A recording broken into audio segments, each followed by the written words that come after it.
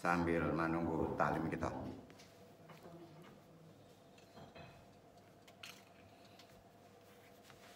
Talim kita hari ini bab 3 Al-Alaijul bil Taubil Islami, terapi pengobatan Islami. Silakan dicatat-catat karena ada beberapa yang mungkin tidak lepas keluar ya, karena perlu dasar pengamalannya. Semua terkait dengan amalan dalam masalah psikis maupun masalah fisik.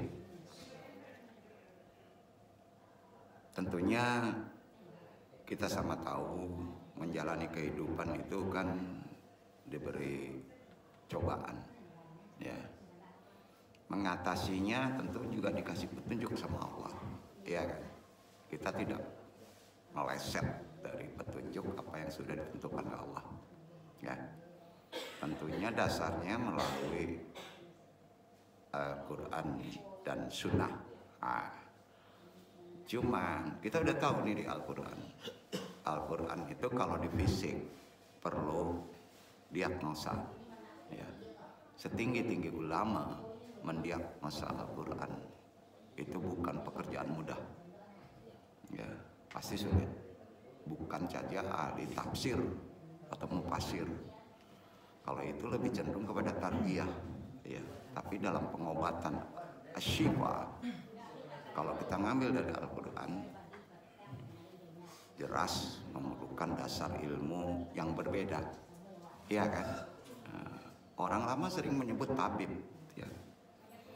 Tapi sayang pas pengertian tabib ini justru bagi orang sekarang dianggap apa? Dukun. Ini repotnya ya. Kita pun nggak tahu apakah ini tabib ini betul dari diagnosis Al-Quran atau Sunnah Nabi ya. Apa salahnya kalau kita mendalami ini kan? Karena terkait juga tubuh kita harus diperbaiki oleh diri kita sendiri kan? Iya kan? Gimana kita mau mengamalkan penterapis obat atau jadi tabib kalau tubuh kita juga nggak bisa diatasi ya.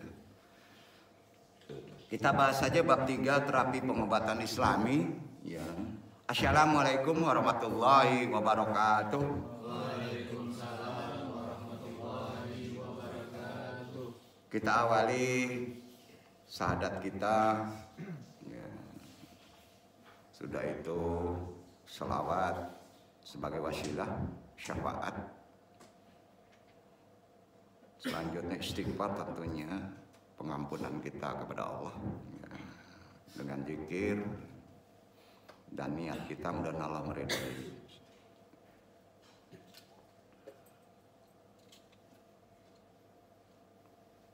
Asyhadu an la ilaha illallah wa asyhadu anna Muhammadur Rasulullah. Asyhadu an la ilaha illallah wa asyhadu anna Muhammadur Rasulullah.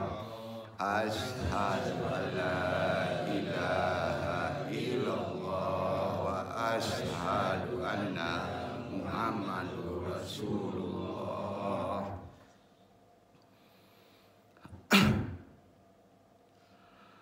Salawat umi. Allahumma sholli ala sayyidina Muhammadin nabi umi wa ala alihi wa sahbihi wa sallim. Allahumma sholli ala sayyidina Muhammadin nabi umi wa ala alihi wa sahbihi wa sallim. Allahumma sholli ala sayyidina Muhammadin nabi umi wa ala alihi wa sahbihi wa sallim. Istighfar. Astaghfirullahaladzim. Astaghfirullahaladzim. Astaghfirullahaladzim.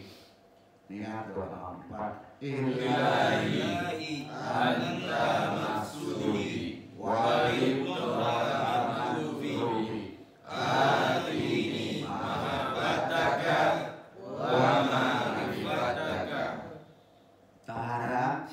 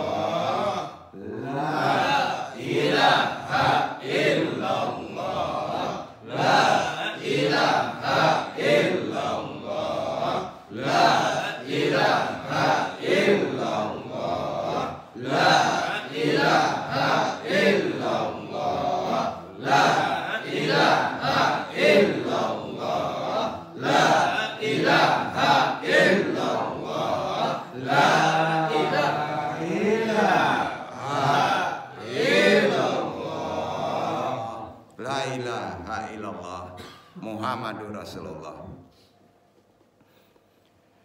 Ilah dunia solihi wa ilah hadrati Syekh Abdul Qadir Jalani bi syafaat Nabi Muhammad biiznillah baridullahi. Ya Allah, ya Allah, ya Allah. Innaka la kulli syai'in qadir takdir hajatina. Wa khususana baru ya Nur Muhammad.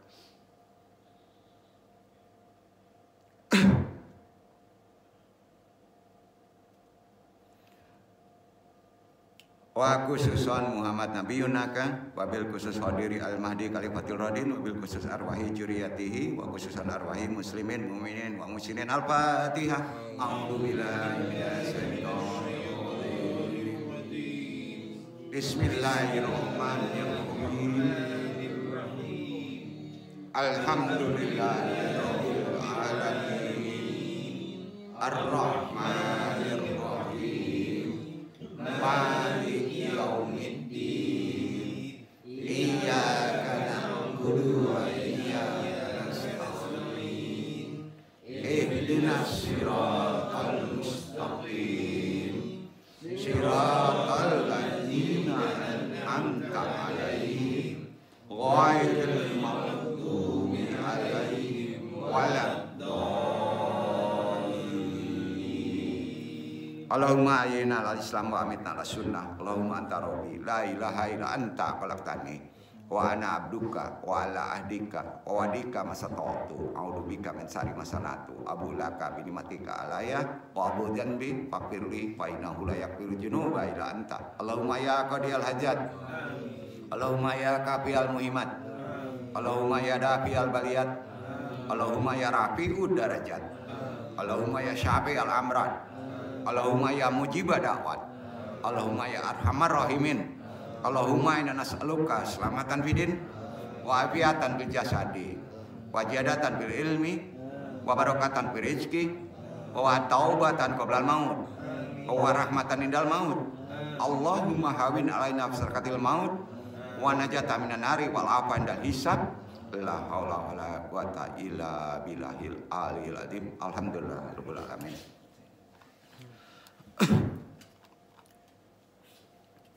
Jazakumullah khairan katsira. Alhamdulillahirabbil alamin. Na ilahil mahud wassalatu wassalamu li ayasiril hayatil wujud wa ashabil ajmil kulli mawjud salatan tutafil qulubinal iman wa biha biunal quran wa biha biunal quran wa biha biunal quran wa tubahi ayat wa tuhalana biha nurul jannat wa nurun nari wa nurul janajari ila wajhikal karim. Subhanallah ilmalana ilama alam tanah innaka antal alimul hakim.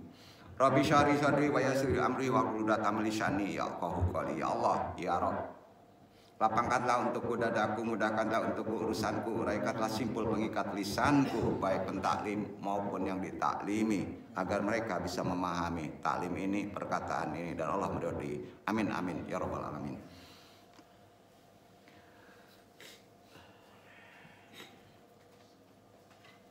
Bismillahirrahmanirrahim. Puji syukur tentunya kita hari ini bisa masih diberi waktu untuk bisa berthalibul ilmi. Semuanya baik yang hadir langsung maupun tidak langsung, rahimakumullah.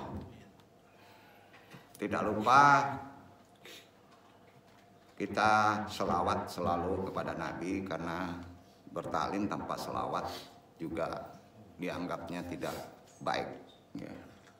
Tanpa selawat, tanpa menghargai adab kepada Nabi, kita nggak bisa berthalibul ilmi. Al-Fakir hari ini, yang bodoh ini kita coba kuak kembali terapi penguatan Islami di bab-bab selanjutnya. Lebih banyak ke amalan dan sandaran dari amalan, ketepatan kita bermohon sampai titik syarat yang diridhoi Allah, insya Allah biasanya makbul ya. Kita pahami satu sisi yang sering terkait dengan ikhwan di kehidupan, terutama yang muda-muda, juga tidak pula kena kepada yang muda saja, yang tua juga sering kena ya. Sakit hati sering kena, sakit hati sering kena, kecewa sering kena, sering sedih sering. Mainan hari-hari itu, mainan sehari-hari ya, tergantung kadarnya ya. Tentu saja adalah perasaan yang sifatnya manusiawi. Ya nggak mungkin dia dalam hidup nggak ada sakit hati, kan nggak mungkin ya. Yang nggak pernah sakit hati kan kemarin itu, wow ya. Nggak pernah sakit hati ya. Sakit hati juga dia instingnya kalau digetok sama kita kan, gigit dia ya.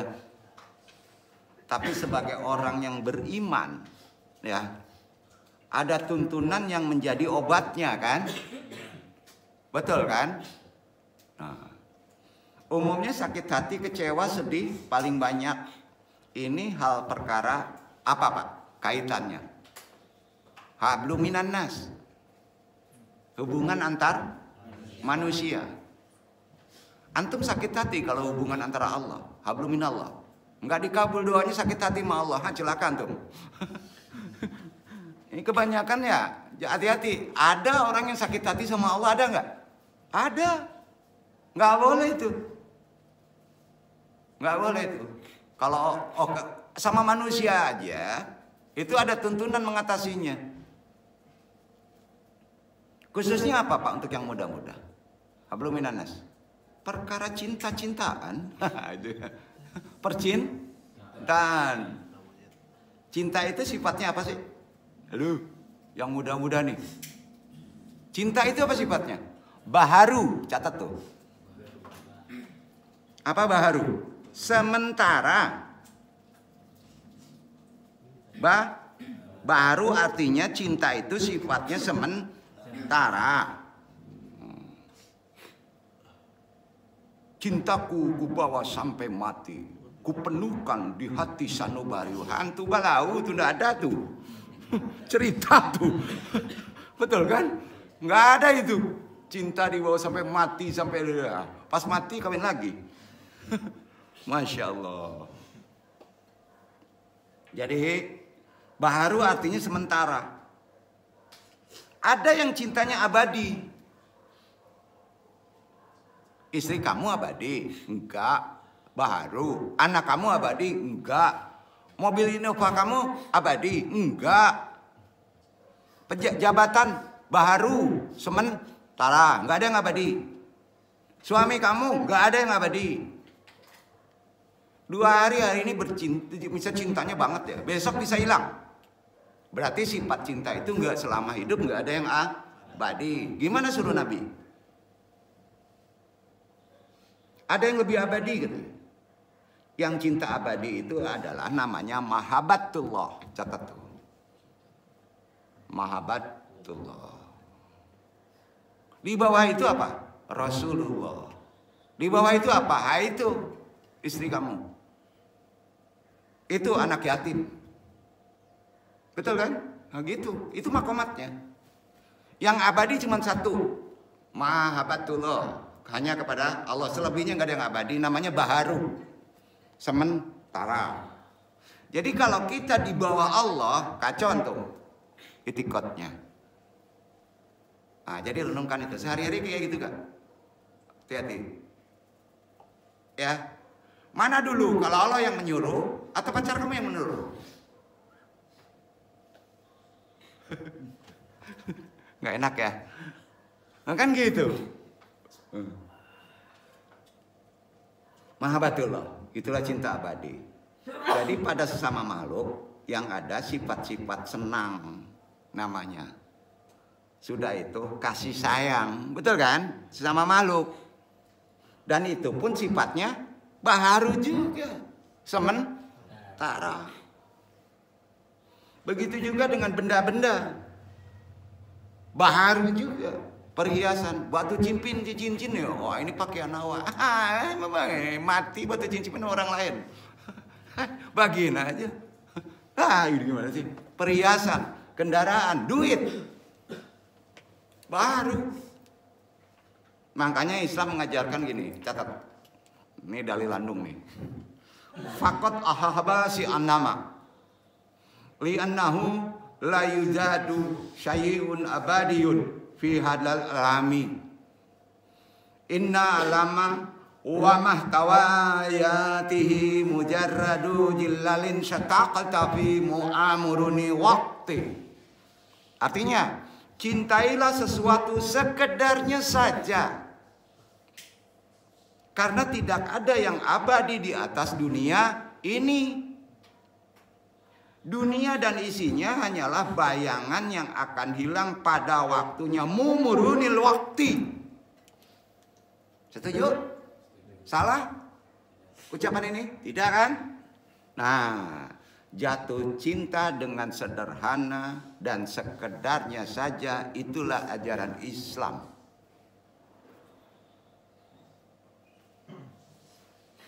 Karena ternyata segala cinta akan kembali kepada yang cinta yang paling hakiki. Cinta kita kepada yang maha menghidupkan. Itulah mahabbatullah. Nah, jadi arti hakiki mahabbatullah itu apa? Wa fi nihayati syaya'udu kullu al-habi illa man khalaqihi. Wallah subhanahu wa ta'ala.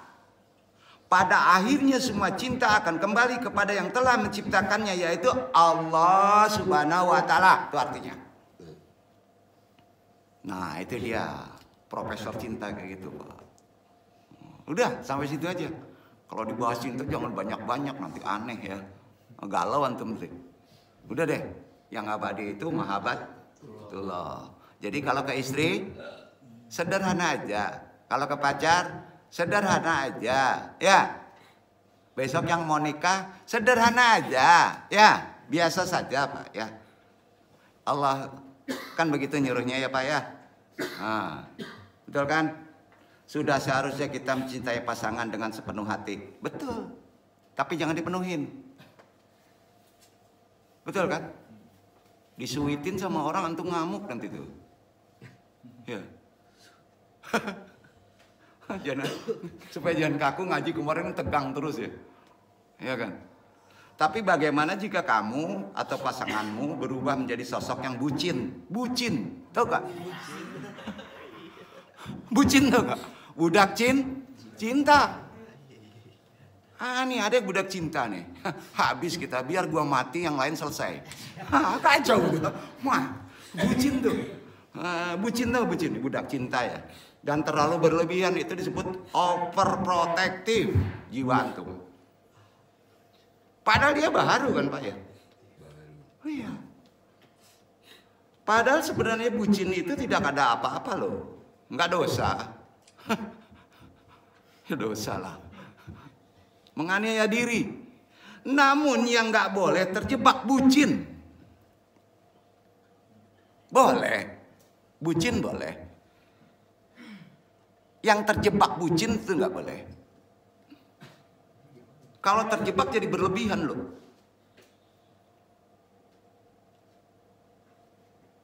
Seperti ini bisa sangat mengganggu dan berbahaya.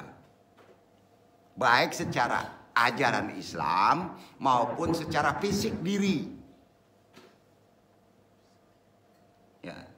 Timbullah mulai dari saling curiga karena bucin. Betul nggak? Kalau jadi budak cinta dengan istri saling curiga, pertama timbul nggak? Ya, betul kan? Stalker, oh stalker, stalker. Apa? Ada yang tahu stalker? Menguntit, istri ke pasar, diam-diam udah nguntit tuh. Stalker. HP, oh dikuntit terus loh, diintip. Capek nggak kayak gitu? Banyak itu zaman sekarang. Itu bucin tuh. Iya. Hingga melarang aktivitas. Efeknya, yang jadi bucin pasangannya akan tidak asik lagi kan? Halo? Halo? Halo? Iyalah gitu ya. Iya kan? Asik gak? Enggak lah. Tingginya perpisahan, perceraian, kekerasan, KDRT. Pangkalnya tahu? Budak bucin. Pengen hilang nggak tuh? Nggak asik lagi deh. Jadi kalau istri marah itu bucin tuh. Ya. Kita nggak ngapa-ngapain bucin juga ya. Nah, ini yang takut kan kita nih. Kaum laki-laki yang bucin nih. Ya. Tentunya kita tidak ingin hal ini terjadi dengan hubungan kita. Lantas bisakah sikap bucin maupun overprotective dihindari? Ada ajarannya. Ada. Tentunya kita sudah tahu perkara troublemaker-nya. Tahu? Biang keroknya siapa? Bagian antum. Biang kerok bucin siapa? Masa nggak tahu nih? Pihak ketiga. Ya. Tolong antum pahamin, pihak ketiga tuh awalnya siapa? Bukan manusia seperti kita, makhluk korin. Halo? Betul Pak? Betul. Yang udah pengalaman yang tahu hidup tuh. Yang baru pihak ketiga orang lain, teman gua ganggu pacar gua, enggak itu. Oh, ngapain ngaji-ngaji korin kan? Kan awalnya yang diselesaikan ya. Bukan ketiganya yang diselesaikan. Ya, takutnya jadi cerdas seperti keledai. Ini disindir nanti kemarin sama si ulama itu. Ya. Ya. Bukan manusia ya. Usulnya dulu selesaikan. Ya. Bukan orang. Bukan orang lain, makhluknya lain. Itu yang mempengaruhi. Jadi itu dulu yang diberesin. Bahasa tarbiyahnya supaya mudah begitu aja dah ya. Ya, itu yang beresin. Kalau itu udah beres, insya Allah deh. Pihak ketiga yang sering dikambing hitamkan oleh bucin, makhluk korin. Jadi bucin dia tuh, pihak ketiga tuh. Ya. Akan beres sendiri. Akan menghindar. Jadi bukan arah keluar. Arah yang ada di diri kita dulu. Ya. Kenapa? Karena makhluk korin itu kok join sama orang pihak misalnya yang kita cemburui. Dia pergi ke sana. Aduh. Keterima sama akal nggak? Bayangin kalau nggak ngerti korin. Kemana arahnya? Digebugin tuh orang yang ganggu istri gua. Nggak begitu kan? Beresin dulu. Bucin dengan bucin dia. Korin dengan korin dia. Ya, gitu. Lebih gampang kayak gini ngajinya ya. Jadi pihak ketiga yang bentuk manusia itu sering dikambing hitamkan oleh bucin yang ada pada diri kita. Ya. Dasarnya mana firman Allah? Bayangin. Bukan dari firman Allah loh dasarnya. Baca deh Arad. Arad itu ayatnya 13 ya. Jangan dimaknai sial. Bucin itu sial loh. 13. Ayatnya 28. Orang yang mondar mandir 2 itu pusing tuh. Diselesaikan dengan spiritual. 28 baca. Itu dia. Itu aja. Nggak salah deh Quran.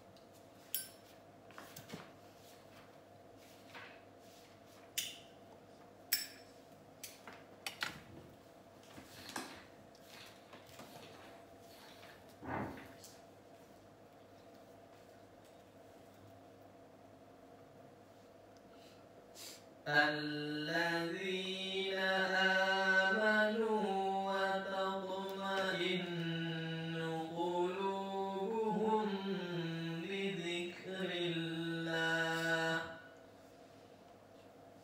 ألا بذكر الله تطمئن القلوب. Yaitu orang-orang yang beriman dan hati mereka menjadi tentram dengan mengingat Allah. Ingatlah, hanya dengan mengingat Allah lah hati menjadi tentram.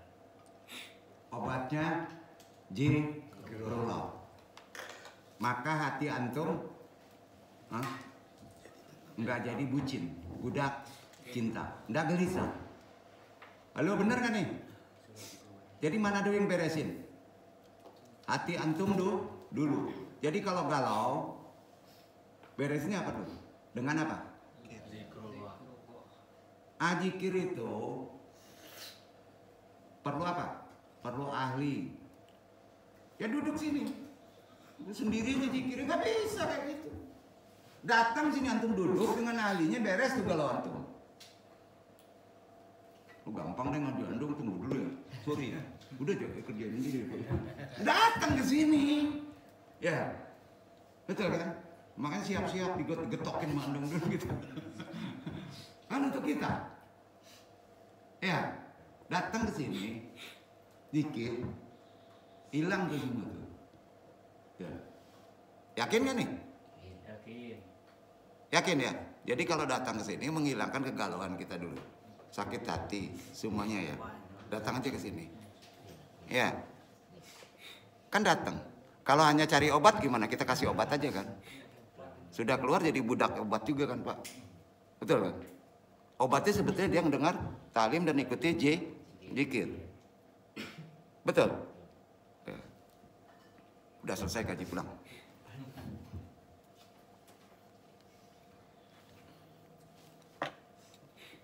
Ternyata zikir dengan amalan yang benar dan ada penuntun yang benar menjadi obat yang mujarab bagi antum yang sedang sedih maupun sakit hati.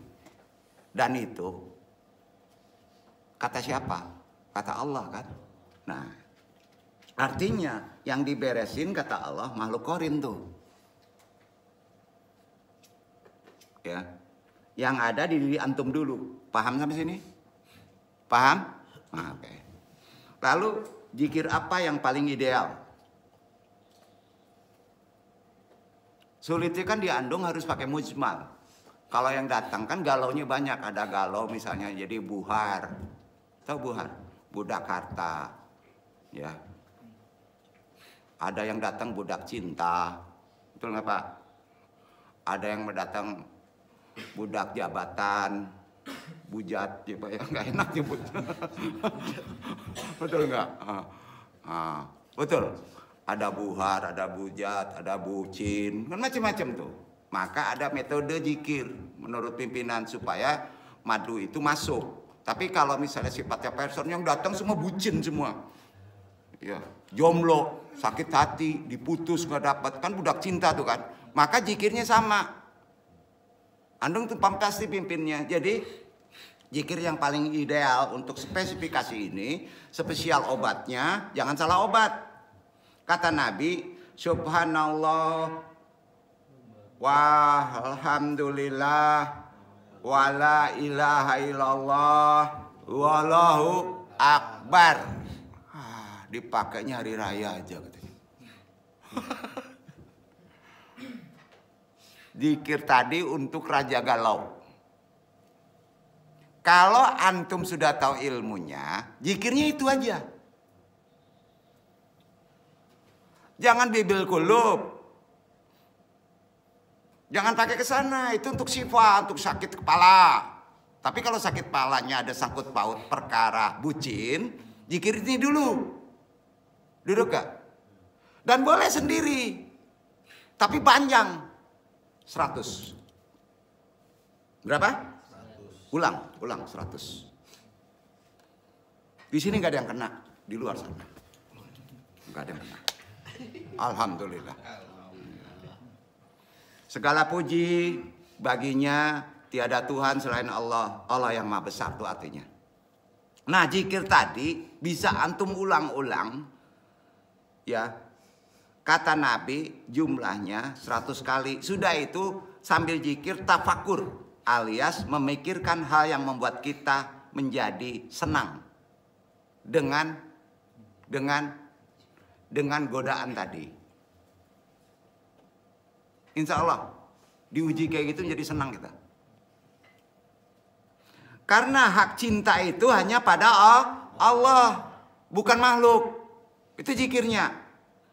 Itulah mahabbatullah. Mari bahasa kita. Zikir mahabbatullah. Ya. Pasti akan memberi yang terbaik buat hambanya. Lantas setelah zikir tersebut, kalau masih belum berubah, baca doanya. Doa gimana? Ada sholawat. Baru angkat tangan.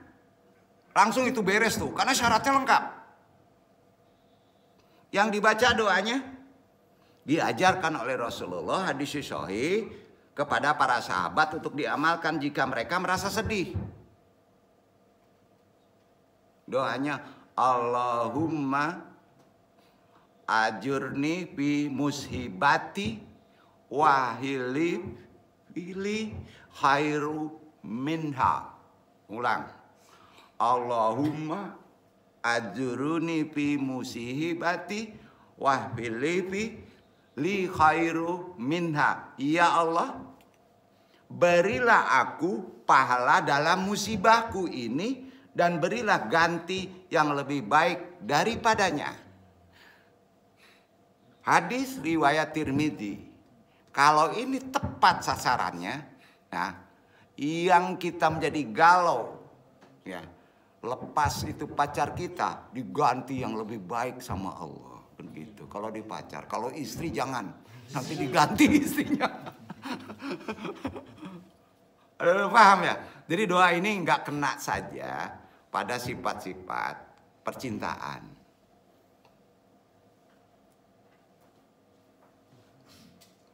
Paham yang Andung sampaikan? Dan ini tuntunannya dari Quran dan diamalkan Nabi, disampaikan ke sahabat. Antum kalau ngelihat di kiai, Mbah Google, Mbah YouTube, bingung tentu berdoa. Ini ada istidlal dalilnya, ada tuntunan sunnahnya. Ya, mau pilih mana antum silakan. Serahkan aja sama antum. Mau ngamalin atau enggak? Enggak ada yang susah. Sekali lagi ya, amalan ini bukan hanya terkait masalah percintaan saja, juga termasuk masalah burir. Budak karir. Karir. Nah, buhar, budak harta. Ya. Kendaraan, harta, perhiasan, karir, jabatan.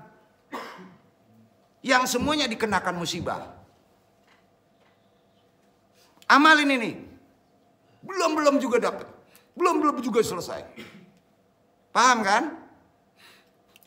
Beres kan? Jadi intinya apa? Bukan amalan yang susah. Ilmunya yang gak ngerti. Antum udah tahu ilmunya? Udah kan? Kenapa begitu? Ada di Quran. Ada di hadis. Ya. Jadi dasar dalilnya amalan ini, ya, doa tadi itu asbabul wurudnya dari sunnahnya ya. Asal usul doa ini turun itu ada sebabnya. Namanya asbabul wurud. Ya. Sebab turunnya hadis ini riwayatnya sebagai berikut. Perhatiin ini saya ya. Jadi antum ngamalinnya jelas. Enggak salah doa. Ya, kalau doanya enggak Allahumma ajurni fi musibati wa fili fi khairon minha, misalnya pakai doa makan, salah. Iya kan? Betul kan? Harus tahu asbabul wurud, asbabul wurudnya. Suatu ketika Nabi didatangi muslimah. Seorang sahabat dari kalangan perempuan. Muslimah itu bernama Ummu Salamah. Dan ia curhat kepada Nabi. Ummu Salamah kehilangan suaminya. Kekasihnya yang begitu ia cintai dalam medan perang. Hatinya galau, hancur. Ia begitu sedih. Hingga merasa bahwa segalanya telah berakhir begitu. Ia masih belum ikhlas kehilangan suaminya yang bernama Abu Salamah itu tadi. Padahal ia tahu suaminya meninggal dalam keadaan syahid. Berjuang di jalan Allah. Kemudian Rasulullah menenangkan hati Ummu Salamah, diajarin doanya. Doanya apa? Allahumma ajurni fi musibati wa aqlifi khairam minha. Ya Allah, berilah aku pahala dalam musibahku ini dan berilah ganti yang lebih baik daripadanya. Hadis riwayat Bukhari, Muslim, sahih. Doa tadi diawali dengan apa? Puji. Puja-pujinya tadi apa? Udah yang biasa dipakai di hari raya. Jumlahnya 100. Sudah itu sholawat. Sudah sholawat angkat tangan. Sudah angkat tangan baca doa itu. Amalannya jelas? Jelas? Halo jawab. Kalau nggak jelas belum repot nanti. Ini amalan ke atasnya lebih besar berat. Dan ini prakteknya. Jadi antum mempraktekannya gampang. Ummu Salamah pun mengamalkan doa tadi dari Rasulullah. Benar saja Allah melapangkan hati Ummu Salamah dan mengabulkan doanya. Ia mulai ikhlas menerima kepergian kekasihnya dan diganti. Keren. Makbul kan?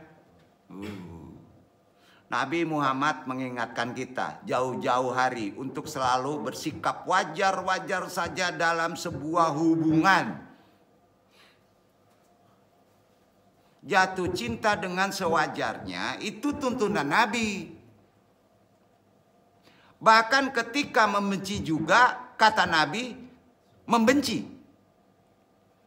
dengan kadar biasa saja.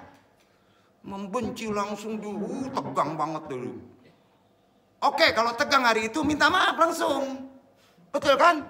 Wajar aja, sederhana aja. Ya enggak, antum aja yang kena, ulama juga kena kok. Cuman kita tahu ilmunya kan. Tidak terlalu benci, tidak terlalu mencintai secara berlebihan, jangan overaktif. Kacau nanti, ngekorin nepok banget tuh. Masuk tuh. Sederhana itu dalam membina sebuah hubungan rumah tangga. Kalau udah sampai rumah tangga. Ini ada hadisnya. Rasulullah bersabda, riwayat Tirmizi, perhatikan. Ahibu habibi kahaunana asanna anya yukuna bijihiloka yaumama wa ajwihil bijadiloka haunama asanna ayan kuna habibika yaumama. Cintailah kekasihmu sekedarnya saja, sebab bisa jadi suatu saat kelak kamu akan membencinya. Dan jika kamu membenci seseorang, bencilah dengan sewajarnya. Sebab mungkin kelak suatu saat mungkin kamu akan mencintainya. Hadis riwayat Tirmizi. Kata Nabi, tengah-tengah. Sederhana, itu yang disebut yuhud. Halo, betul kan? Nah, Nah, hadis tadi benar-benar menyentil kita kan, kehidupan kita kan, betul kan? Yang duduk aja kena sentil kok. Sebenarnya ngaji tadi untuk yang duduk. Dong kasih tahu, habis sakit hati nih. Gimana nih? Iya. Bagaimana seharusnya kita mencintai pasangan?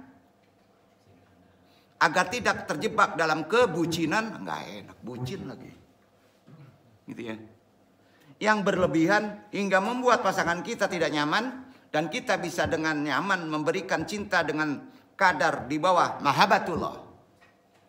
Kadarnya harus di bawah mahabbatullah, di bawah pula cinta Rasulullah kepada pasangan tanpa takut akan kehilangan dia. Tanpa takut kelak pasangan kita akan membenci kita seperti hadis tadi. Tentu saja ini tidak menafikan fakta bahwa kita sudah sepatutnya mencintai pasangan kita sepenuhnya, boleh aja. Yang hakikatnya sepenuhnya nggak ada. Cinta sampai mati, sepenuhnya aku penuhkan cintamu ke hati aku. Ya nggak ada, bro. Nggak ada nggak? Ada? Enggak, kaneh lah. Ya. Enggak ada. Walaupun antum sudah syah sampai nikah berumah tangga sekalipun, yang namanya cinta sepenuh hati tetap saja baharu. Betul kan? Sementara sifatnya ternyata jatuh cinta dengan biasa saja menjadi awet sempurna di hidup antum. Demi Allah, baru punya pacar bucin, Mbak. Nanti punya istri bucina. Oh, kacau itu. Naik itu korin. Ya, jangan. Andong ingetin, jangan. Antum teraniaya. Itu solusinya udah paham. Cara mengambilnya udah paham. Ya. Doa sederhana ini sering dibaca Rasulullah loh. Karena hidup pasti digoda dengan perasaan sedih hati, kecewa. Mainan hari-hari. Doanya tadi udah tahu. Dibacakan kepada para sahabat bagi mereka yang sedang sakit. Ya, juga bisa. Namun doa Nabi Muhammad ini memiliki arti yang begitu dalam. Bisa menjawab kegelisahan, ketakutan ketika putus cinta, kehilangan, apa saja. Kehilangan tak banyak. Ya, banyakkah kehilangan? Kehilangan waktu, yang lain sudah dapat S1, sarjana goib, yang ini belum. Bisa nggak, Pak? Bisa. Kemana ngaji nih? Yang lain udah berkeluarga, umur gue udah tinggi, saya belum juga dapat pacar aja nggak ada, belum lahir katanya. Jangan dengerin yang duduk, pacar antum udah lahir, cuman nggak tahu ilmunya. Ya. Banyak lewat wasilah jalan dari doa sederhana dari Rasulullah. Jelas dalilnya, sakit yang menimpa, musibah kehilangan, galau, urusan percintaan kita akan sirna. Yakin nggak itu? Yakin. Ayo. Coba renungkan, akan hilang nggak tuh? Dari Allah. Ya, ada contoh asbab urutnya. Ada amalannya. Diajarin oleh Nabi. Masih juga nyari yang aneh-aneh doa.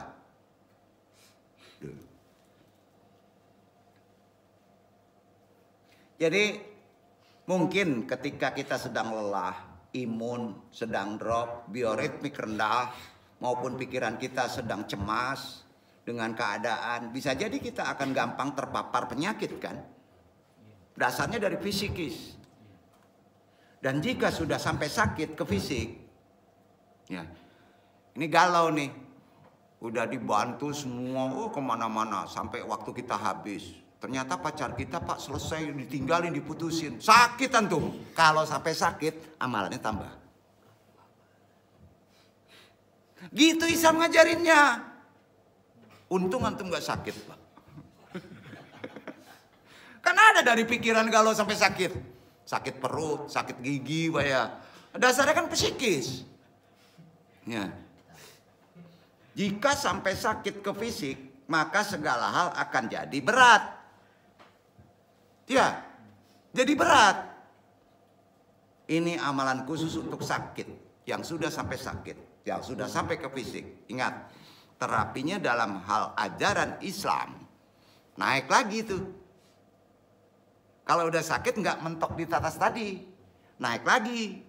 Tapi harus diobservasi Quran, penyebabnya, kemudian didiagnosa penyebabnya setelah antum ngamalin tadi. Kalau udah sakit, nah kalau sebabnya udah sampai sakit, nah tentu amalannya berbeda. Karena sakitnya bisa ada yang di kepala, ada yang di perut, betul kan? Kan beda-beda. Ya, atau ada yang di gigi, ada yang di tangan kok kebas saja katanya kan? Beda-beda. Tergantung waktu dia bucin, kemana yang dikerjain, matanya, tangannya, atau kakinya Pak? Gitu. itu betul gitu. Paham nggak maksudnya? Diagnosanya kan beda-beda. Ya. Jadi kita harus mendiagnosa Quran. Itu sebabnya kalau tidak paham, ya harus ahli mendiagnosa Quran ke cara ayat-ayat asyifa. Sanggup nggak antum? Al-Quran ditarik ke asyifa. Susah loh.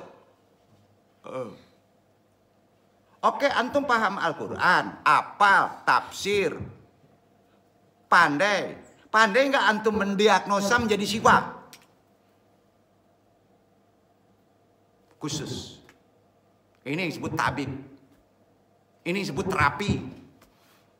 Enggak sama terapi yang ada di Prodia itu ya, terapi tasawuf. Ujungnya enggak ketemu. Kita sampai titik sampai ke fisik, dari psikis sampai fisik. Oke, kita diajari psikis saja. Di keilmuan konvensional. Sampai fisiknya diajari enggak?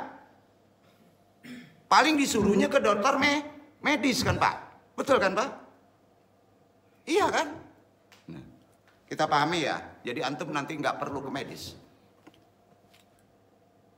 Aduh, berdosa pula ya, hilang rezeki orang Pak. Nah, yakin gak nih? Kelebihannya apa? Kalau pengobatan Islam secara psikis murah. Murah Pak, betul kan? Murah. Enggak jut-jut. Karena murahnya itu jarang orang yakin. Setuju Pak? Enggak laku. Kecuali orang yang betul-betul hakul yakin. Dong tawarin. Mau enggak antum punya ajaran murni secara asyifa dari diagnosa Quran dan antum meyakininya? Insya Allah antum gak ketemu pengobatan kapitalis. Gak. Yang duduk nih ngalami. Ayo. Kalau itikot antum. Setuju gak nih? Mau. Disinilah penerusnya. Makanya pas kita belajar terapi Islam, bereskan nawaitunya. Jangan coba-coba memalsukan kwitansi, nungsir. Betul Pak? Itu prinsip. Betul kan? Betul. Halo, betul nggak nih? Keras banget antum, bodoh teuing nih. Di sini harus kayak gitu ngajinya. Rezeki itu di tangan Tuhan. Betul kan? Betul. Pasti di tangan Tuhan. Mau tersinggung mau enggak, bodoh teuing ya Pak ya. Yang bener kan? Sampein sama lu walaupun pedih kan. Enggak mau tahu. Masya Allah, kemana ngaji nih? Ya benar kok, ngajinya benar. Jangan takut kalau benar. Jangan takut. Antum banyak rezeki kok. Ya. Maka doa dari Rasulullah ini dapat membuat hati, pikiran, bahkan fisik yang sakit menjadi tentram. Hati, pikiran, fisik yang tentram adalah modal sederhana untuk menjadi apa? Hati, fisik, tentram, itu modal namanya bugar. Apa? bugar. Bugar artinya sembuh, walaupun kanker. Yang penting bugar. Maka hilang tuh. Apalagi kalau galau bro, kecil.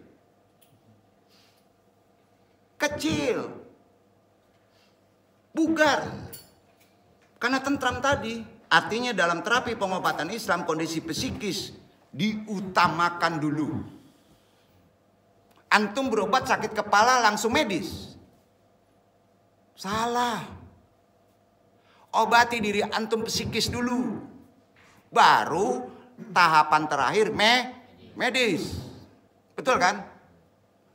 Kalau Allah menolongnya nggak sampai ke medis sudah sembuh, banyak itu. Di sini banyak kok yang kayak gitu. Kanker otak, hantu belau itu. Umumnya setelah dari fisik. Dari sana. Fisiknya babak belur, habis duit, baru balik kemarin. Psikisnya sebentar aja Pak, air putih kok. Ayo.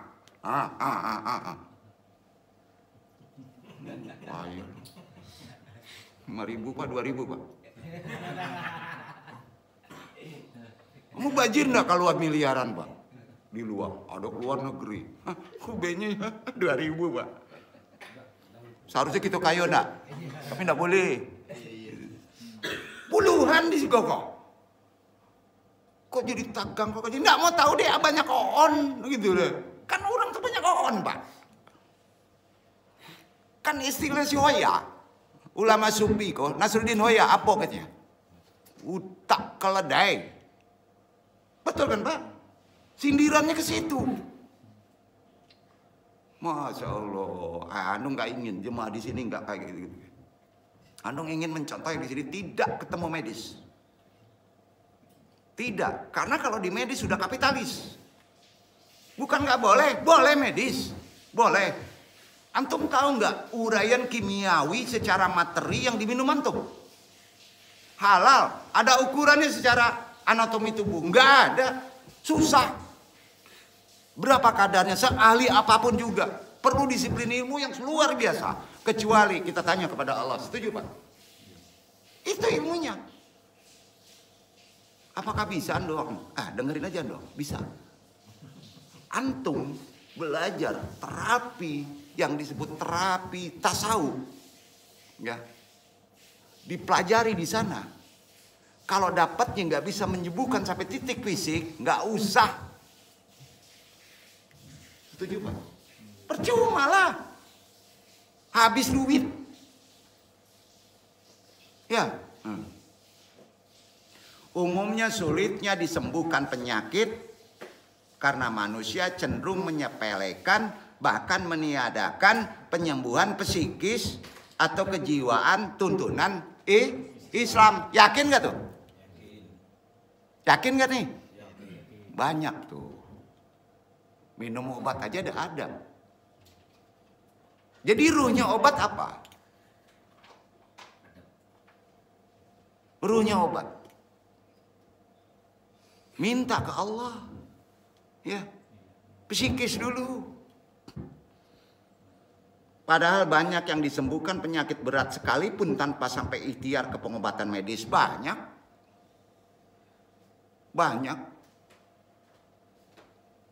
Cukup hanya pengobatan psikis, tentunya pengobatan kejiwaan psikis yang benar. Tanpa menyelisihi, melanggar sifatnya syariat terapi Islami. Dan tarifnya, biayanya murah. Makanya banyak yang nggak berminat bro. Nah, disinilah letaknya Nasruddin Hoya menyindir. Dalam kajian hikmah sebelumnya udah disampaikan kan? Jadi kata Nabi, kalau sakitnya sudah ke fisik, doanya begini. Catat. Udah begini, angkat, sholawat lagi, angkat. Kalau udah ke fisik, doa kedua pakainya pas turun tangan. Tadi kan ke psikis tuh Pak, bisa aja sembuh di situ. Ya, tapi masih juga sakit, udah ke fisik gak enak, turun tangan. Tibil kulub selawatnya. Apa? Tibil kulub.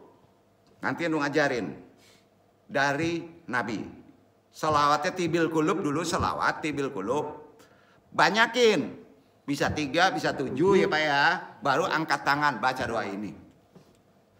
Allahumma Rabban nasi azibil basyawashifu wa anti syafi la shifa'a ila shifa'uka syifaan la yuqdirus saqaman. Banyak yang tahu kan? Kalau orang sakit doanya itu kan. Lihat tadi Mbah YouTube tuh.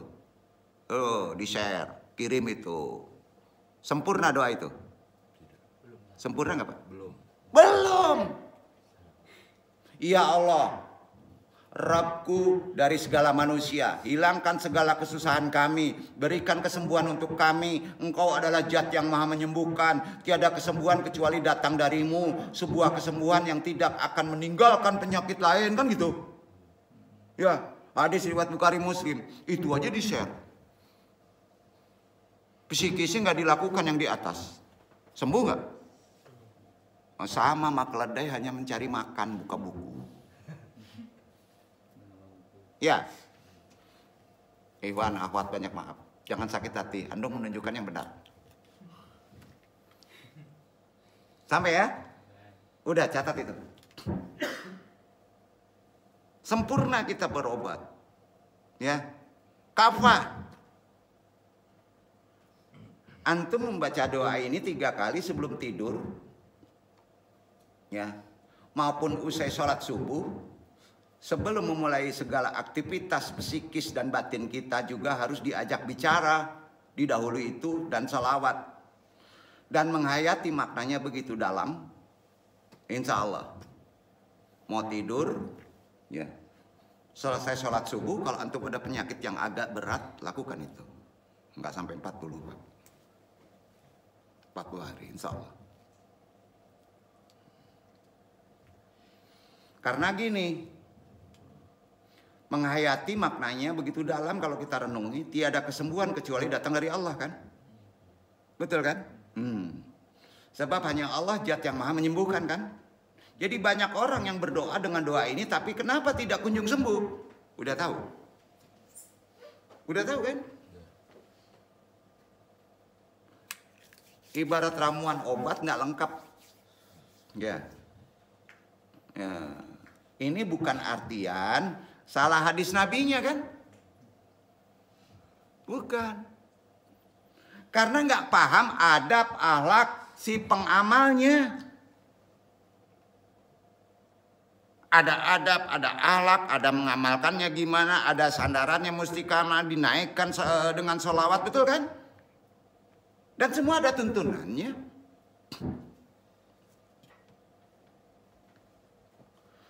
Jadi sebelum baca doa ini kita pun kan harus tahu runut makomatnya. Sepakat ya Pak? Runut makomatnya. Dia awali syahadatain. Catat. Ta'lim aja diawali syahadatain. Asyhadu an la ilaha illallah wa asyhadu anna Muhammadur Rasulullah. Bila perlu 3 kali. Ya. Sudah itu baca sholawat syifa. Ada 2 sholawat syifa itu.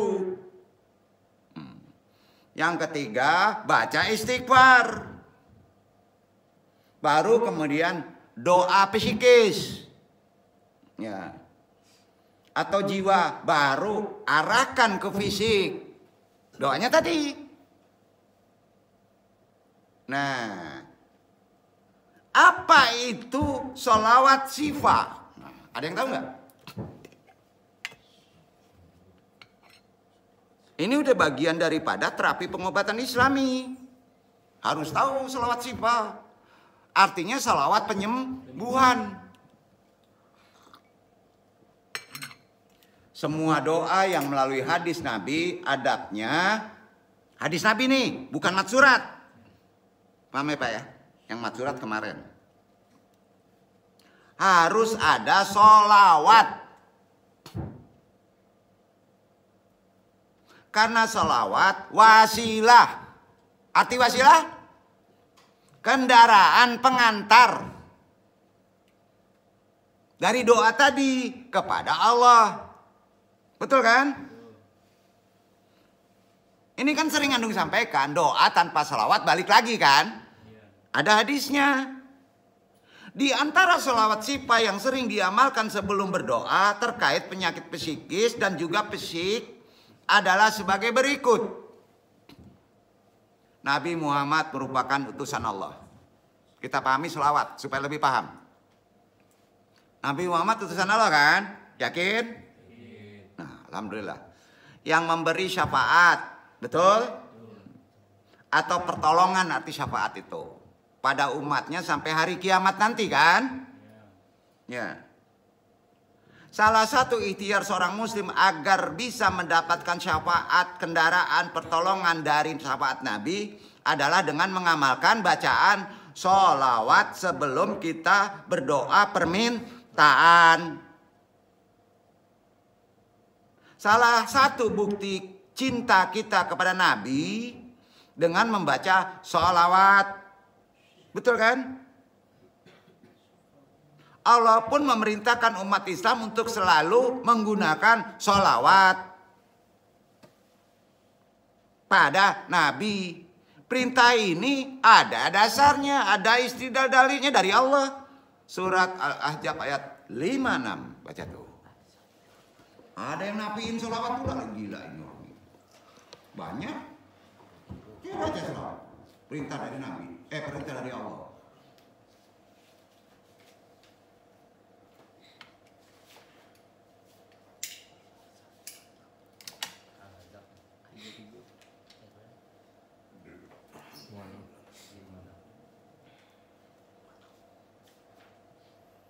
Al-Ahzab ayat 56. Innallah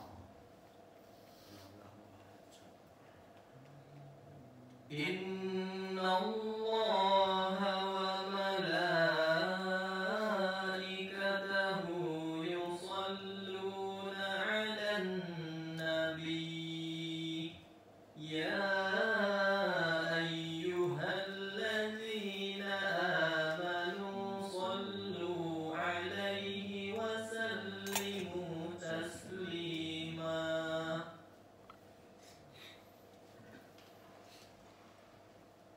Sesungguhnya Allah dan malaikat-malaikatnya berselawat untuk Nabi.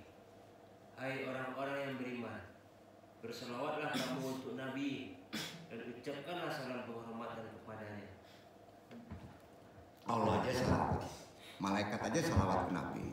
Kita diperintahkan juga Allah salawat kepada Nabi. Segala permintaan harus ada salawatnya. Kalau melalui memakai hadis Nabi. Setuju? Udah yakin? Mau disisihin selawat? Langsung doa minta sembuh gini Pak. Cemen. Kapan sembuhnya? Kapan selesainya masalah? Iya kan? Secara bahasa, selawat merupakan bentuk jamak dari sholat. Memiliki arti doa. Apa? Doa. Sebelum kita bermohon. Jadi doa ini kendaraan. Istilah salawat adalah bentuk doa dan pujian untuk Nabi sebagai ibadah menjadi syafaat kepada Allah. Terdapat 3 macam salawat. Catat 3. 1. Salawat dari Allah. Kedua, salawat dari malaikat. Ketiga, salawat dari manusia, umatnya. Bisa nabi, bisa guru mursyid, bisa ulama, bisa orang tua. Tanpa ini susah untuk menyelesaikan semua persoalan kehidupan. Ya, ada 3. Pengertian salawat dari Allah. Artinya Allah itu dari salawat itu akan memberikan rahmat dan kemuliaan, derajat. Itu salawat dari Allah. Paham? Paham ya? Jika dari malaikat, apa? Ada yang tahu nggak? Kalau Allah rahmat dan derajat, kemuliaan. Kalau malaikat, kita boleh berselawat melalui malaikat. Untuk apa? Ampunan. Istighfar, selawatnya, selawat malah malaikat dulu. Paham? Kalau kita sudah melalui dosa. Jadi selawat malaikat itu jatuhnya ampunan. Selawat Allah jatuhnya rahmat dan derajat. Selawat umat. Iya. Gurumu, bapakmu, ibumu, orang ulama, mintalah selawat. Orang soleh.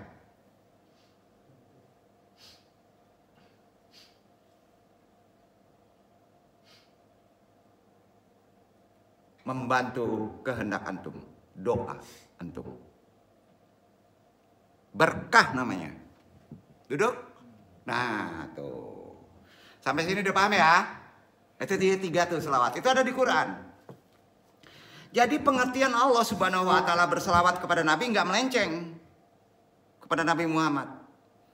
Di Al-Hajjab ayat 56 tadi. Artinya bahwa Allah memujinya di hadapan malaikatnya karena kemuliaan derajat Nabi. Karenanya ada bermacam jenis bacaan sholat Nabi yang bisa kita lafalkan. Di antaranya sallallahu alaihi wasallam. Satu. Artinya semoga selawat dan salam dari Allah atasnya Rasulullah. Kedua, Allahumma sholli alaihi. Para habib sering ngomong gini nih. Allahumma sholli alaihi. Ya Allah limpahkan selawat kepadanya Nabi. Ya Nabi begini memerintahkan begini. Allahumma sholli alaihi. Kata jemaah kan gitu kan. Udah paham maksudnya kan? Nah. Kemudian Allahumma sholli alaihi. Udah tahu. Limpahkan selawat kepada nabinya. Sallallahu ala sayyidina Muhammad. Semoga selawat dari Allah atas Nabi Muhammad. Selawat Allah itu supaya dikuatkan kepada Nabi. Allahumma sholli ala Muhammad wa ala ali Muhammad. Ya Allah berikan rahmatmu kepada Nabi Muhammad dan keluarga Nabi Muhammad. Tambah keluarganya. Beda kan? Nah. Bacaan sholawat sering jadi masalah khilafiyah kalau nggak tahu ilmunya. Ini ulama kok jadi aneh nih. Ada bacaan sholawat itu fi'il maddi. Boleh? Wassallallahu ala sayyidina Muhammadin wa ala alihi wa sahbihi wasalam. Itu namanya fi'il maddi. Ada bacaan salawat dengan fi'il amri. Allahumma sholli wa sallim wa barik ala sayyidina Muhammadin wa ala alihi wa sahbihi. Dua-duanya boleh. Kenapa jadi bermasalah? Ilmunya pahami. Yang satu pakai fi'il maddi. Yang kedua pakai fi'il amri. Tolong kasih tahu yang lain ya. Kalau antum masih bercakap para selawat bingung kan tuh. Berarti antum gak ngerti ilmu. Iya kan? Pakai sayyidina gak boleh bid'ah. Bingung nih. Di mana tuh? Gak ada di sini. Di langit. Jadi bacaan sholat Nabi dengan fi'il amri udah tahu. Fi'il madhi udah tahu. Nah terkait dengan asyifa. Kan sholawat syifa. Apa sih sholawat syifa itu yang mesti dipakai? Kalau terkait fisik atau psikis. Dalam pengobatan terapi Islam maka digunakan sholawat syifa sebagai adab pengantar permohonan penyembuhan kita. Syifa dalam bahasa Arab artinya Kalau di selawat, obat. Kalau di syariat, penyembuhan. Duduk ya. Obat. Berarti udah jadi obat. Selawat itu. Udah ada obatnya tuh. Tuh selawat siapin. Selawat yang satu ini disebut obatnya Tibil Qulub. Catat tuh. Dan Nurul Absyar. Dua tuh. Apa namanya? Tibil Qulub dan Nurul Asrar. Yang Anung bahas Tibil Qulub dulu, Nurul Asrar ya. Sorry ya, mahal tuh. Itu obatnya keren, bukan generik Pak. Nanti Anung sampaikan. Ya. Melantunkan selawat Tibil Qulub istiqomah saja ya, tanpa antum bermohon penyembuhan secara doa Nabi, udah bisa jadi obat. Paham nggak? Bagi umat Islam bisa memberikan ketenangan batin, ketentraman, penyembuhan penyakit, diberi kesehatan lahir dan batin atas izin Allah. Bahkan bisa meridhoi. Baru selawat aja tuh. Manfaat tersebut berlaku bagi umat Islam semua. Tidak boleh diumpetin. Tapi harus istiqomah. Tahu istiqomah? Berkelanjutan. Dalam membaca sholawat Tibil Qulub, dengan bilangan berapapun gak masalah. Yang penting ganjil deh. Tergantung penyakit gak sembuh terus sholawat Tibil Qulub. Insya Allah. Benar nih. Diberikan kesehatan lahir batin serta diberikan kesembuhan dari berbagai penyakit juga masalah antum. Allah ngizinin bacaannya. Allahumma sholli ala sayyidina Muhammadin tibil qulubi wa dawaiha wa afiyatil abdani wa shifaiha wa nurul absar wa diyaiha wa ala alihi wa sahbihi wa barik wa salim. Ada ngawalin nggak? Ya Allah, limpahkanlah salawat dan salam kepada junjungan kami Nabi Muhammad sebagai dokter hati dan menjadi obatnya. Ada materinya. Obat untuk badan dan menyembuhkan, cahaya segala penglihatan dan menjadi sinarnya. Semoga keberkahan dan keselamatan dicurahkan kepada keluarga dan sahabatnya. Dengan sholawat Tibil Qulub ada yang mensirikannya. Padahal sholawat ini sholawat Nabi tadi dijadikan obat. Tetap aja mintanya kepada Allah. Yang suka syirik lu getok sini lu. Pahami ilmunya. Duduk nggak? Itu kepada penyakit fisik maupun penyakit jiwa. Pakai sholawat tuh. Yang galau, yang bucin harta, yang bucin kekasih ya Pak ya. Udah pakai itu. Yang kedua sholawat nariyah. Kemana arahnya? Kepeng. Rezeki, materi, uang, kendaraan. Nariyah jangan pakai Tibil Qulub, nyasar antum. Apa? Jadi nariyah. Tanya pekerjaan kemana? Tibil Qulub atau nariyah? Nariyah. Pekerjaan kan ujungnya duit. Ya. Salah satu yang dipercaya sebagai selawat mujarab, mengabulkan berbagai jenis hajat, terkait rezeki, dimudahkan. Salawat Nabi ini dipanjatkan untuk mengharapkan kesejahteraan, menghindarkan kesulitan dalam hidup terkait rezeki. Bacaannya catat, udah banyak yang tahu nih. Ya, cuman nggak tahu cara adab dan akhlak selawat ini. Silabus mengamalkannya, mana dulu? Arahnya kemana? Masa ada nariyah sakit kepala Pak? Nyasar lah. Baik, apa artinya? Allahumma sholli sholatan kamilatan wasalim salaman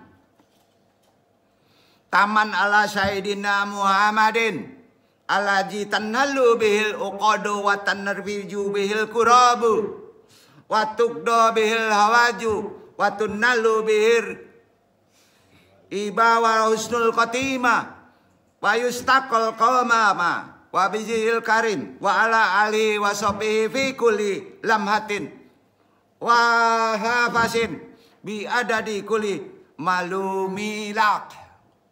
Dinyanyiin lagi kan, anak-anak yang hafal.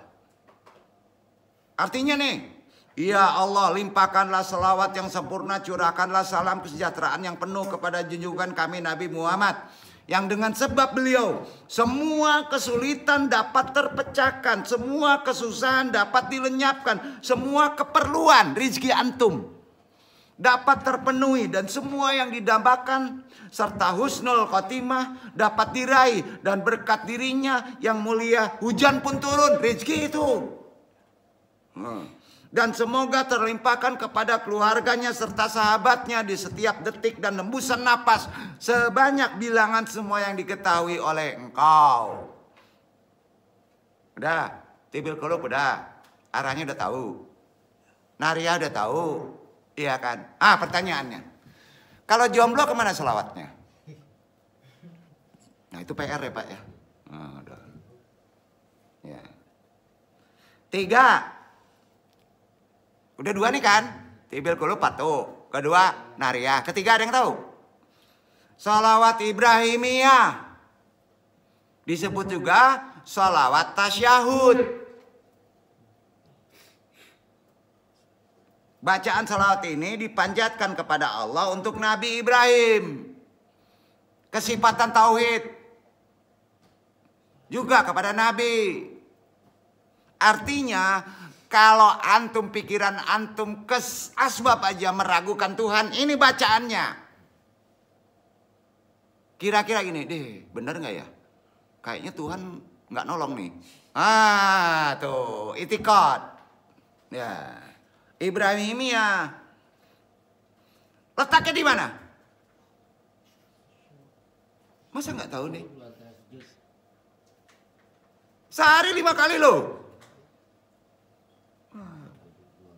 Tahiyat akhir sholat, benar kan? Jadi sholawat mau dibid'ahkan gimana? Bingung pula dia. Allahumma sholli ala Muhammad wa ala ali Muhammad kama sholaita ala Ibrahim wa barik ala Muhammad wa ala alihi Muhammad kama barakta ala Ibrahim fil alamina innaka hamidum majid. Kan sholat begitu. Ya, gimana nih?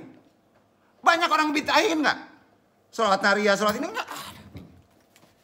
Gimana belajar ya?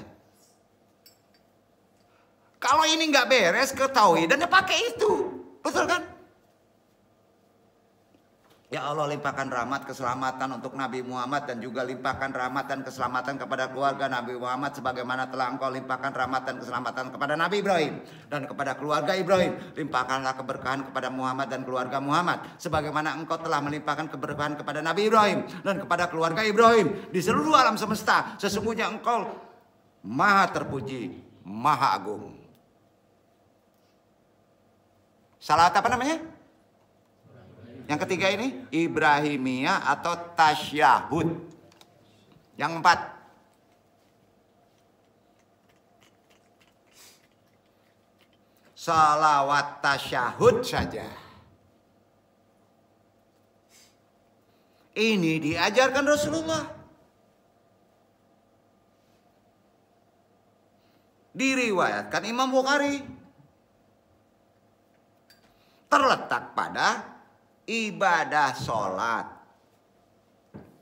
Hadisnya Sahih Bukhari nomor 5883. Allahumma sholli ala Muhammad wa ajwajihi wa juriyatihi kama sholaita ala Ibrahim wa barik ala Muhammadin wa ajwajihi wa juriyatihi kama barakta ala Ibrahim innaka hamidum majid. Boleh pakai ini. Tapi makomatnya udah tinggi. Ada nasab yang tinggi, ada nasab jelas. Sampai nggak nih? Ya Allah, berilah selawat kepada Muhammad, istri-istrinya, anak-anaknya, keturunannya, sebagaimana Engkau telah memberi selawat kepada keluarga Ibrahim. Berilah berkah kepada Muhammad, istri-istrinya, dan anak keturunannya, sebagaimana Engkau telah memberikan barokah kepada keluarga Ibrahim. Sesungguhnya Engkau maha terpuji lagi maha mulia. Ini dipakai ke ilmu nasab. Belum antum pelajari, namanya khusus selawat tasyahud. Ya, ini antum pending dulu pendalamannya ya, yang tasyahud. Setelah sholawat, baru apa? Disunnahkan angkat kedua tangan sejajar pun pundak. Adabnya gitu. Baru baca doa yang sudah diuraikan tadi. Duduk.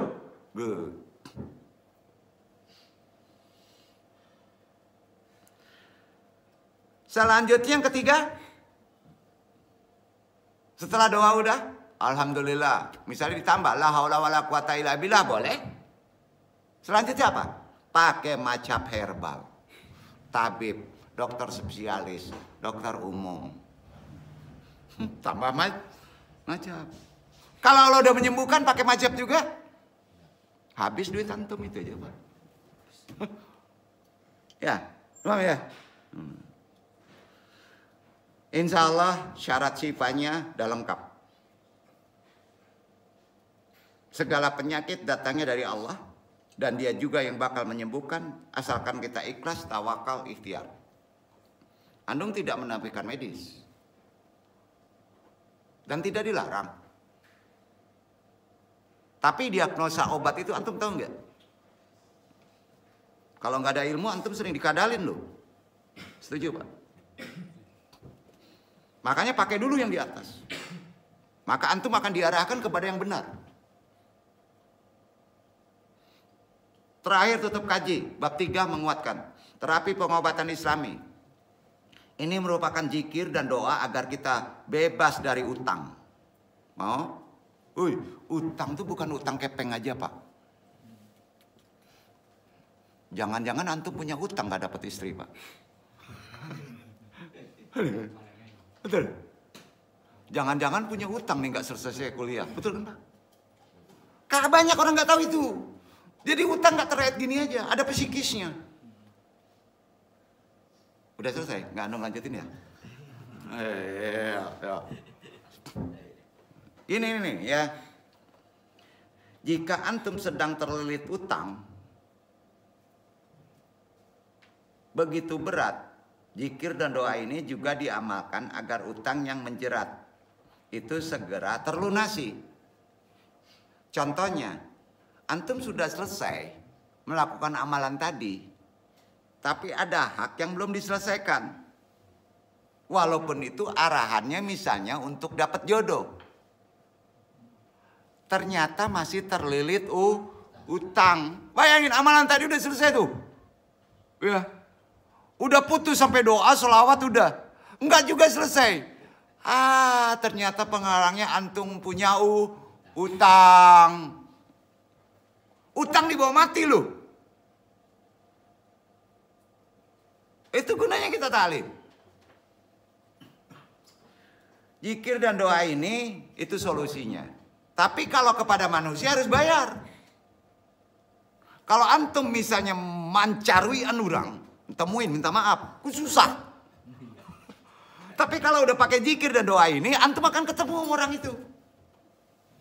Akan dimudahkan meminta maaf kepada ibu bapak. Paham gak nih?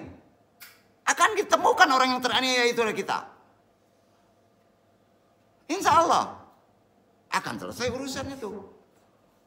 Di sini bukan ngaji kacang bro, harus sampai tuntas. Tasawufnya nggak digantung pada psikis saja. Ini bukan perkara ego. Bukan. Makanya sabar. Kan itu kuncinya. Ya. Ada utang antum jangan-jangan belum jarah ke kubur. Utang itu. Doa ini diriwayatkan Abu Dawud. Suatu ketika Rasulullah masuk masjid dan mendapati Abu Umamah sedang termenung. Ia gelisah. Rasulullah menyapanya dan bertanya apa yang sedang dialami oleh sahabatnya dari Ansor tadi. Saya punya utang, saya kebingungan. Ya Amirul Mukminin. Lalu Rasulullah mengajarkan umpama doa sebagai berikut dan harus mengamalkannya pagi dan sore. Setelah sholat subuh dan sholat asar. Baca nih. Allahumma inni a'udzubika minal hammi wal hajani wa a'udzubika minal adzi wal kasali wa a'udzubika minal zabni wa a'udzubika min ghalabati daini wa qarir rijal. Itu doanya. Apakah doa ini pakai selawat? Jawab. Pakai. Selawatnya mana? Tibil kulub atau selawat nariyah? Nariyah. Dan kalau arahnya ke psikis, ke nasab, selawatnya apa?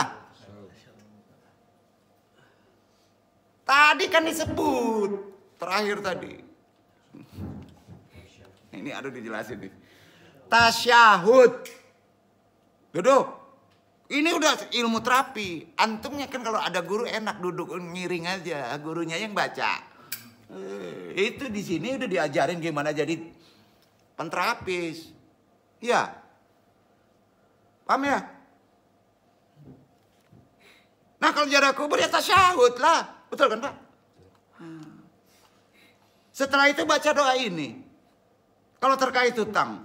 Oh ya Allah, sesungguhnya aku berlindung kepadamu dari kebingungan kesedihan. Aku berlindung kepadamu dari sifat lemah dan malas. Aku berlindung kepadamu dari sifat pengecut dan kikir. Aku berlindung kepadamu dari himpitan utang dan kesewenang-wenangan manusia. Terkait semuanya. Utang materi, utang jolim, betul kan? Dan ini jangan di kuburan, di rumah. Nah gimana? Maka tanya ahlinya dulu.